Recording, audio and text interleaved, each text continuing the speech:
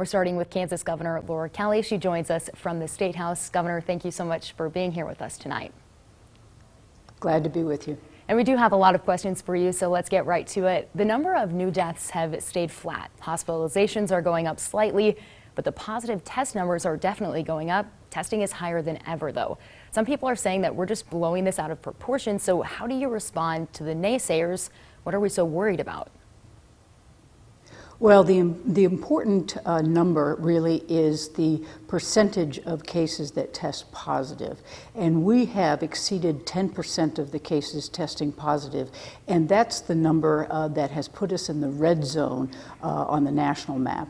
That's where the real problem is. And we have got to do something to bend that curve back down. You know, we were doing a pretty good job of it when we had the stay-at-home order in place. We shut down the schools. Businesses closed or they changed their style of operations, and we were really able to drive down. When the stay-at-home order and the Ad Astra plan, the reopening plan that we had put in place was made guidelines versus a mandate, we really did start to see the spike up, and it has continued, and we are now spiking much more than we were even at the worst of times in April. And so our next question actually comes from a viewer and goes really well with what you were just saying. So Connie Corbett Whittier asks, with a significant surge in cases, what is the tipping point to prompt another extension of the state of emergency and or returning to stricter regulations regarding shelter at home and business closures like you were just talking about? Well, there's a very good reason why I ordered a mask mandate recently, and that is because we know that wearing a mask, social distancing, using good hygiene, and avoiding mass gatherings are key to flattening the curve and getting this virus under control. We have seen that in other countries where the virus hit a lot sooner and the countries went under lockdown and mandated masks and did all those kinds of things. And now they're really starting to see a very low number of cases occurring. They're able to open their schools. We've got to get to that point. We've got to have everybody wearing the masks and social distancing. And I have done the mandate from this level. What I would hope is that our local elected officials would turn around and mandate it at their level so that people will do it if they're told to do it. And I think we just need elected officials to step up and take that responsibility and get it done so that we can, one, keep our business open and don't have to do another shutdown, and two, if we want to open our schools, even now after Labor Day, we're going to have to bend this curve. Okay, and so talking about the economy now with getting businesses back open, obviously people want to get back to work, get things going again. In your eyes, really, how is the economy looking as a whole for the situation that we're in? Well, there's no doubt that we have taken a hit. There's no doubt that there have been a lot of people who have been laid off or furloughed as a result of this pandemic. There has been some new jobs put back online since we allowed opening of our businesses, and we want to keep that curve going in the right direction. The only way we can do that, though, is if people cooperate. I'm very glad to hear Walmart, CVS, Target all now requiring masks when people enter. I believe the Dillon's chain will also do the same. That's an important step that needs to be taken, and they're doing it in their best interest because it's the only way we're going to be able to keep them open is if they work with us and mandate those masks and make sure that they're providing good hygiene and allowing for social distancing within their facilities. So talking about unemployment now, obviously the benefits and the system have been a big hurdle through all of this. We've gotten dozens of emails, as I'm sure your team has as well. Has that situation been figured out at all, and are we getting a new system like it was talked about? Where does that all stand today? Well, we're not getting a new system. We were in the process of developing a modern system when the pandemic hit. We had to put that on hold.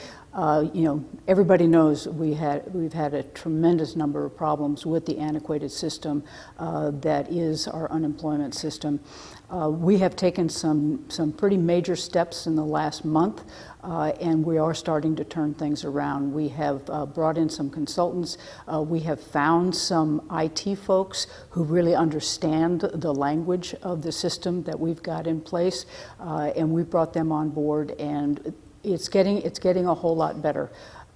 We've actually, with all of this going on, I think we've been getting unemployment benefits out to over 200,000 Kansans for a total of about $1.3 billion. So while there have been a lot of hiccups, the system is working to some degree and getting better every day.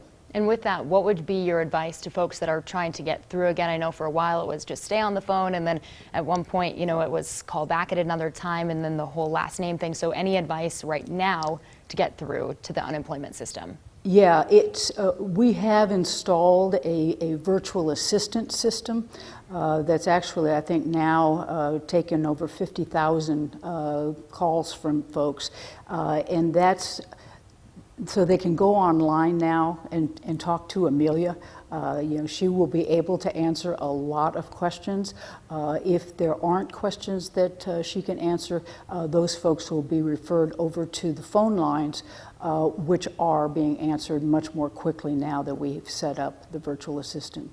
Okay, and so another question from a viewer tonight, this one about schools.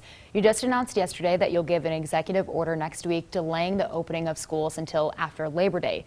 So Patrick Stevenson says, I totally agree with delaying the start of school. However, I'm very concerned about the timing of immediately after Labor Day. With holidays being a super spreader of the virus across the country, I believe that we need to wait 14 days after Labor Day. We've been so careful around the holidays this summer, especially from the 4th of July.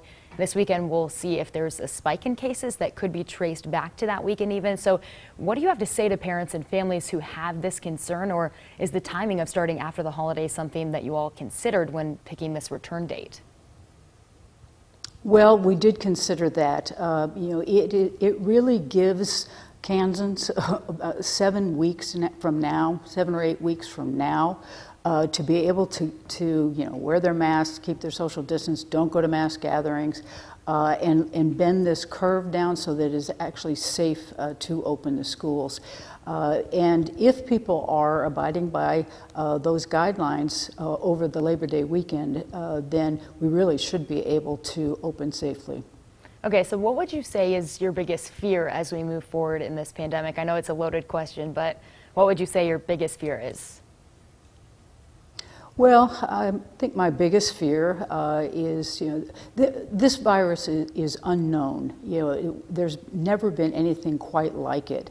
And we have learned so much since March, but every time we learn one thing, that we learn something else. It just keeps changing a lot. And so I think, getting a sense of what this virus really will do and what we can do to mitigate it is something that I have to ask all the people of Kansas to help with, that we know what does work, which again, sounded like a broken record, but wearing your mask, keeping your social distance, not doing mass gatherings, and using proper hygiene, those are the kinds of things that will help us deal with the uncertainties of this virus.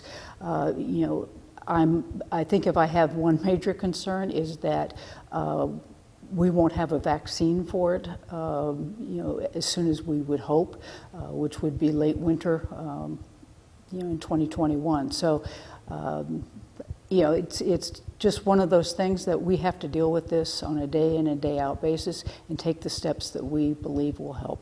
Right. And so I know you don't have a crystal ball anywhere. I know that we all wish that we had one, but what do you think the future looks like for Kansas with this? Well, I think that's up to Kansans. I think we know what we need to do to make this containable, something that will ensure that our hospitals continue to have capacity to take care of sick people, whether it's coronavirus or other illnesses. We know that if we wear our masks, keep our social distance, and practice good hygiene, that we'll be able to open our schools. It will look different than it's looked in years past, but at least we'd be able to get kids back in the buildings. And you know, our businesses have actually been phenomenal in their approach to opening, changing their business plan a little bit, putting in the safety procedures that needed to be there so that they could operate safely. I think we just need to continue to do those things, give science time to work, get that vaccine created, manufactured, and distributed, and you know, then we can move on and back to our new normal. All right, Governor Kelly, thank you so much for taking the time to be here tonight. I know many people were looking forward to hearing from you.